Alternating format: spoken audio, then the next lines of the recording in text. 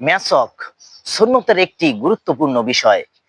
নবীজি সাল্লাল্লাহু আলাইহি ওয়াসাল্লাম বলেন, তোমরা মেসক করো, এতে মুখ পবিত্র ও পরিষ্কার রাখে এবং আল্লাহ তাআলার সন্তুষ্টি লাভের উপায়।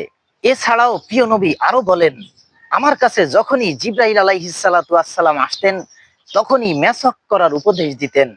শেষে আমার আশঙ্কা হয় এটা আমার ও আমার উম্মতের জন্য ফরজ করা হবে।